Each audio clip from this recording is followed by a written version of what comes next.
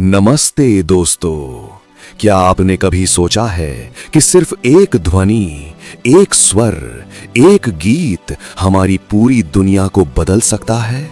नहीं, मैं किसी जादू की बात नहीं कर रहा, बल्कि हमारे प्राचीन भारतीय ज्ञान की बात कर रहा हूं। आज मैं आपको एक ऐसी अनोखी और लगभग अनसुनी कहानी सुनाने जा रहा हूं, जो हमारे सबसे पवित्र ग्रंथों में से एक सामवेद की गहराइयों से निकल कर आई है। ये कहानी हमें सिखाती है कि कैसे ब्रह्मांड का हर कण संगीत से बंधा है और कैसे हमारे अपने ही भीतर की ध्वनि हमें स्वर्ग या नर्क में ले जा सकती है। दोस्तों, इस वीडियो को सपने में भी स्किप मत करना। लाइक, शेयर और सब्सक्राइब बटन पर अभी क्लिक कर दो, क्योंकि आज का ज्ञान आपके होश उड़ा देगा। बहुत समय पहले की बात है, जब हमारे देश में ऋषियों मुनियों का राज था। उन्हीं में से एक थे परम ज्ञानी ऋषि दिव्यध्वनि, जिनका नाम ही था दिव्यध्वनि। वे नाद के उपासक थे, यानी ध्वनि के पुजारी। दोस्तों, इस वीडियो को सपने में भी स्किप मत करना। लाइक, शेयर और सब्सक्राइब बटन पर अभी क्लिक कर दो, क्योंकि आज का ज्ञान आपके होश उड़ा देगा।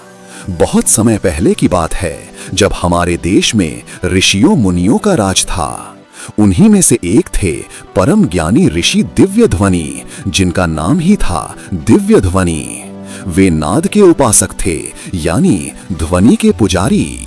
उनका मानना था कि ये पूरी सृष्टि ही ध्वनि से बनी है और हर चीज के पीछे एक आदि नाद है। वे अथाह सागर के समान गंभीर थे और उनका ज्ञान तीनों लोकों में विख्यात था। विशेषकर सामगान में उनकी निपुणता अतुलनीय थी। वे मानते थे कि मंत्र केवल शब्द नहीं, अपितु ब्रह्मांडीय ऊर्जा के वाहन हैं, और जब उन्हें उचित स्वर और लय में गाया जाता है, तब वे स्वयं देवताओं को आमंत्रित करते हैं और प्रकृति में अद्भुत परिवर्तन ला सकते हैं। उनके आश्रम के पास एक गांव था, सूर्यपुरी। नाम के मुताबिक ये गांव कभी सूरज जैसा चमकता था और अत्यंत समृद्ध था। यहाँ के लोग अत्यंत परोपकारी, परिश्रमी और सदाचारी थे। खेत हरे भरे थे, नदियां कलकल करती बहती थीं और हर घर से मधुर गीत और भजन की आवाज आती थी, मानो प्रकृति स्वयं उनके सुख में शामिल हो। सोचो जरा, कितनी सुंदर दुनिया रही होगी वो। लेकिन दोस्तों, किस्मत पलटने में देर नहीं लगती। धीरे धीरे सूर्यपुरी पर एक अजीब सा साया पड़ने लगा। पहले जहां घरों में उल्लास था, वहां धीरे धीरे कलह ने स्थान ले लिया। आपसी भाईचारे की जगह संदेह और वैमनस्य बढ़ने लगा। फसलें सूखने लगीं, नदियां पतली धार बन गईं और पेड़ों से हरियाली गायब होती गई। चिड़ियों का मधुर कलरव भी शांत हो गया। पूरे गांव पर एक अजीब सी खामोशी और उदासीनता छा गई। जो कभी सामरस्य का प्रतीक था, वहां अब केवल अप्रिय, कर्कशता और असंतोष का साम्राज्य था। अब लोगों के दिलों में कठोरता थी। वे छोटी छोटी बातों पर लड़ने लगे थे। गांव के बूढ़े बुजुर्ग अपनी ये दशा लेकर ऋषि दिव्यध्वनि के पास पहुंचे। उनकी आंखों में बेबसी और चेहरे पर चिंता की गहरी लकीरें की। उन्होंने ऋषि को बताया कि कैसे उनका गांव शापित हो गया है, कैसे उनकी खुशियां छीन गई हैं। हे तपस्वी श्रेष्ठ, हम समझ नहीं पा रहे कि हमने क्या अपराध किया है। हमारे गांव से सुख, समृद्धि और शांति सब रूठ गए हैं। हमारी गायें दूध देना भूल गई हैं, हमारी फसलें सूख रही हैं और हमारे अपने ही भाई बंधु शत्रु बन गए हैं। कृपया हमें इस पीड़ा से मुक्ति दिलाएं। उन्होंने दीनहीन स्वर में प्रार्थना की। ऋषि दिव्यध्वनि ने उनकी बात ध्यानपूर्वक सुनी। उनकी शांत, गहरी आंखों ने गांव के सूक्ष्म ऊर्जा क्षेत्र को परखा। वे जानते थे कि बाहरी संकट अक्सर भीतर के असंतुलन का प्रतिबिंब होते हैं। फिर वे अपनी आंखें मूंदकर गहरी समाधि में चले गए। वे आम लोगों की तरह केवल विचारों से नहीं सोचते थे, बल्कि ध्वनि की तरंगों से, सूक्ष्म स्पंदनों से ब्रह्मांड के रहस्य खोलते थे। उनकी चेतना ऊपर और ऊपर उठती गई, जहां शब्द अभी स्वर नहीं बना था, जहां नाद केवल नाद था। अपनी समाधि में ऋषि ने देखा कि सृष्टि की शुरुआत ओम के आदि संगीत से हुई थी, वो ध्वनि जो अनाहत चक्र में प्रतिध्वनित होती है और जो बिना किसी आघात के पैदा होती है। ये नाद ब्रह्म था जिससे सब कुछ बना। वेदों की ऋचाएं, विशेषतः जिन पर हमारा सामवेद आधारित है, इसी ब्रह्मांडीय नाद की गूंज है। देवताओं ने खुद इन ऋचाओं को सुना, श्रुति और ऋषि मुनियों को इन्हें संगीतबद्ध करने का तरीका सिखाया ताकि संसार में संतुलन बना रहे। इंद्र ने अपने वज्र में इसी साम की शक्ति भरी, वरुण ने इसी साम के द्वारा महासागरों की लहरों को शांत और प्रचंड किया। वायु ने इसी साम के सूक्ष्म रूप में प्रवाहित होकर वृक्षों को संगीत का पाठ पढ़ाया। अग्नि ने इसी साम की उष्णता धारण कर जगत को प्रकाशमान किया और सूर्य जो सबका जीवन दाता है, वो भी प्रतिदिन साम गान करते हुए ही पूर्व दिशा से उदय होता है, जिसकी ऋचाएं इस सामवेद में संगीतबद्ध हैं। इस महावेद की ऋचाएं कोई साधारण काव्य नहीं थीं, बल्कि ब्रह्मांड की हर चाल को, हर स्पंदन को अनुशासित करने वाली लयबद्ध ध्वनियां थीं।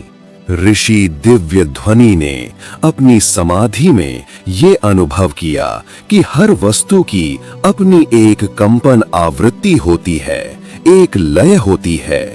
जब ये लय बिगड़ती है, तब संतुलन भी बिगड़ जाता है। उन्होंने ये भी देखा कि सूर्यपुरी के लोगों ने अनजाने में अपने भीतर की साम्यता को खो दिया था। वे साम की मूल प्रकृति से विचलित हो गए थे।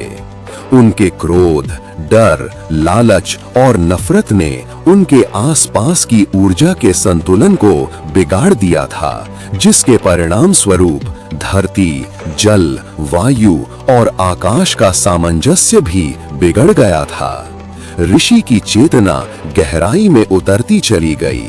उन्हें स्पष्ट रूप से ज्ञात हुआ कि उस गांव के लोग अनजाने में एक प्राचीन और शक्तिशाली सामगान की सच्ची विधि और उसके भावार्थ को भूल चुके थे। वो सामगान प्रकृति संवाद साम, प्रकृति से संवाद का साम कहलाता था, जो ब्रह्मांड की मूलभूत सद्भाव के साथ मनुष्य को जोड़ता था। जब इस सामगान का उचित स्वर, लय और भाव से गायन होता था, तो ये न केवल व्यक्ति के मन को शांत करता था, बल्कि उसके चारों ओर प्रकृति में भी सौहार्द और जीवन का संचार करता था। ऋषि को समझ आ गया कि गांव में उपजे वैमनस्य ने ध्वनि के प्रवाह को अवरुद्ध कर दिया था। शुद्ध ध्वनि के बजाय वहां अपशकुन और कठोर वचन ही हवा में गूंज रहे थे। यही असंतुलन प्राकृतिक चक्र को भंग कर रहा था। 3 दिन और 3 रातों तक गहरी समाधि में रहकर ऋषि दिव्य ध्वनि ने उस भूले हुए प्रकृति संवाद साम को, उसके शुद्ध स्वर विन्यास और उसके मूल भावार्थ को फिर से खोज निकाला। चौथे दिन प्रातःकाल, जब सूर्य अपनी रश्मियों से धरती को नव जीवन दे रहा था, ऋषि दिव्य ध्वनि समाधि से उठे। उनके चेहरे पर एक अलौकिक तेज था और आंखों में ज्ञान की अनंत गहराइयां झलक रही थीं। उन्होंने गांव वालों को आश्रम में आमंत्रित किया और उन्हें सामवेद से ली गई प्रकृति संवाद साम के महत्व के बारे में समझाया। उन्होंने बताया कि ये सामगान कोई साधारण गीत नहीं है, बल्कि सृष्टि के संतुलन को स्थापित करने वाला महामंत्र है, जिसका प्रत्येक स्वर पृथ्वी, जल, अग्नि, वायु और आकाश के साथ एकाग्रता स्थापित करता है। उन्होंने ये भी स्पष्ट किया कि इसका गायन केवल ध्वनि का उत्पादन नहीं, बल्कि हृदय की पवित्रता, मन की एकाग्रता और संपूर्ण समर्पण का प्रतीक है। जब तक हृदय में द्वेष है, तब तक कोई भी मंत्र अपना पूर्ण प्रभाव नहीं दिखा सकता। गांव वालों ने उनकी बात धैर्य से सुनी, यद्यपि उनके चेहरों पर संदेह और निराशा के भाव थे। ऋषि ने कहा, ये केवल ध्वनि नहीं है, अपितु प्राण है। ये प्रकृति की आत्मा है। यदि आप इसे शुद्ध मन और पवित्र हृदय से गाएंगे तो ये केवल आपकी धरती पर हरियाली ही नहीं लौटाएगा, बल्कि आपके हृदयों को भी नवजीवन देगा। लेकिन इसके लिए सबसे पहले आपको एक दूसरे को क्षमा करना होगा, अपने मन के कटुता को त्यागना होगा। दोस्तों, ये सुनने में कितना मुश्किल लगता है ना, लेकिन गांव के बुजुर्गों ने हिम्मत की और सबसे पहले एक दूसरे से माफी मांगी। धीरे धीरे अन्य ग्रामीण भी उनके पद चिन्हों पर चले।